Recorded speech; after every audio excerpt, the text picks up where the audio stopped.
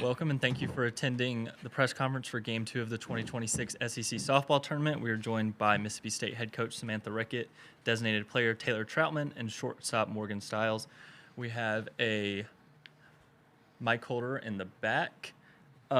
Please raise your hand and wait to be called on to introduce yourself, and wait until you have the mic to start your question. We'll begin with an opening statement from Coach Ricketts. Just really excited for this team and just the way they fought back. It's been, I think, a long time coming, and something we've talked about over the last few weeks is just continuing to trust in the work we put in, even when it maybe hasn't shown up for us, particularly offensively over our last couple games. And they never quit the fight the entire game, particularly in the seventh. It was just very positive, very much let's do this together. And just starting it off with Kiara Sells finding a way on base. Once she got on to start off the inning, we knew that we were going to find a way to at least tie that game up. And big swing by Morgan Stiles to do that. And then another just couple big at-bats up and down the lineup, capped off by Taylor, finding a way to get it done with 2 strikes. But proud of the team, love the fight. This time of year, any way you can take it. And, Kentucky, they pitched a great game, and just another quality opponent. That's what this conference is in this tournament. And we're, excited to continue to play and come back tomorrow and, hopefully roll some momentum on going forward to the day 2.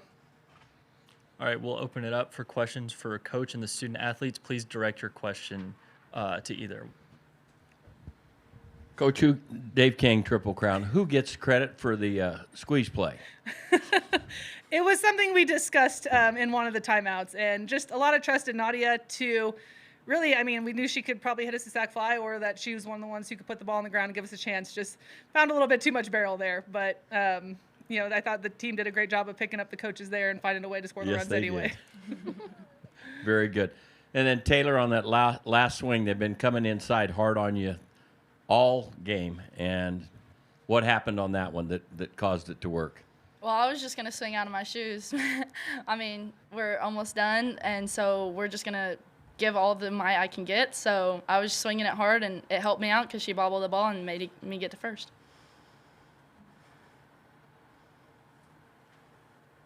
In the front.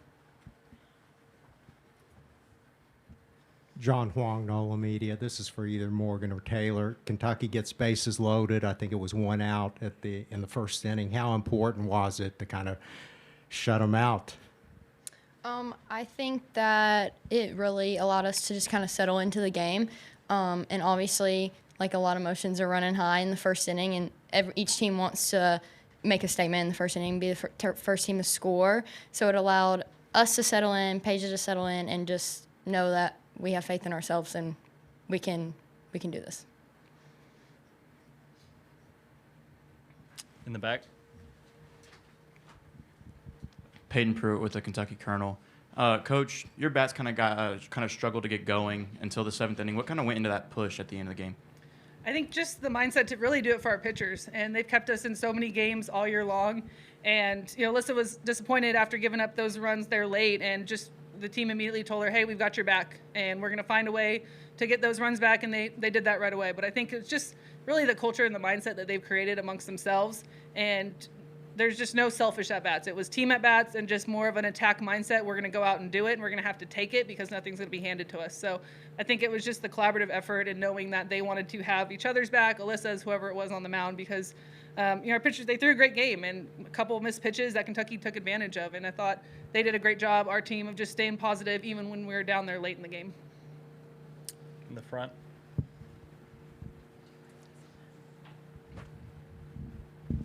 Ryan Black with the Louisville Courier-Journal. Samantha, you mentioned in your opening statement about Kentucky being a quality opponent. I know you hadn't faced them during the regular season, so I guess just when you look at their record, kind of how stunning is it that they just finished the season with only 1 SEC win? Yeah, it's tough. In this conference, we talk about it all the time. Anybody can beat anyone any given day, and you can't take any game for granted in the SEC. It's the best of the best. That's why we all chose to be here, to compete in this conference. And, tough schedules happen, but I think, we knew coming into it that they're very capable of coming out and beating us in game 1, and that we had to come out ready to play regardless of what their record was. And I just think, the program that Rachel's built and how they've just been a consistent postseason quality level team, that's the team that we expected to see, and a team that was fighting for their life. And that's exactly what I thought they did, the way they came out and attacked early on. In the center. Coach, this is the first time 10 years that I've been covering the tournament that we're going to exit back-to-back teams that won't be finishing anywhere in the NCAA tournament. Is there a thought in people's mind on scheduling now with as tough as the SEC is and the fact that this 500 record, either one of them get to it today or get past it, they're probably in the NCAA tournament. But I've never seen that happen before. What's your comment in that space?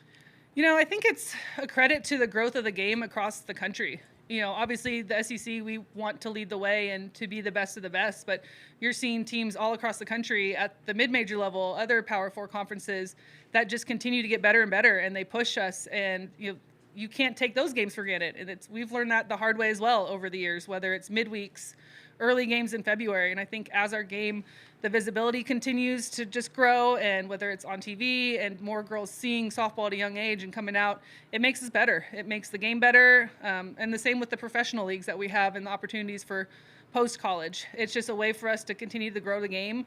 And, as coaches, it's our job to make sure that we're doing everything we can for our program, but also to help kind of give back to the sport as well. In the front. Coach, this was essentially a home field for Kentucky. Can you kind of address the venue and what that experience has been like so far?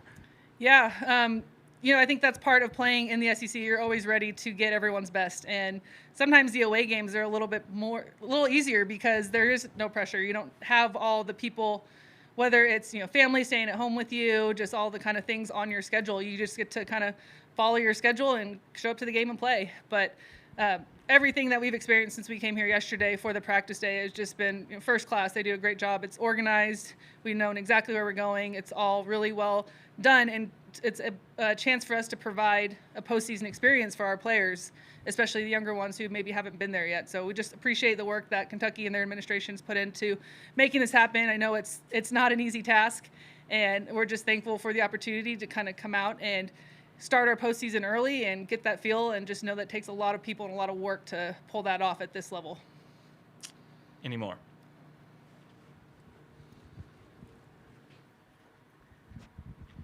Morgan, this is for you. I'm just curious, what was kind of the talk there amongst y'all when you're heading into the final inning, knowing that you got to score at least 2 to extend the game and 3 to win? I think that we all, as a team, know that no matter what, we're never out of the fight, and we all kind of bounce off of each other. And Kinley made a great play in center to end that inning to give us energy going into the bottom half of the inning. But like I said, we know that no pitcher is better than us when we're swinging, we're being aggressive, and we're doing what we know how to do. And so I think that was just the mindset.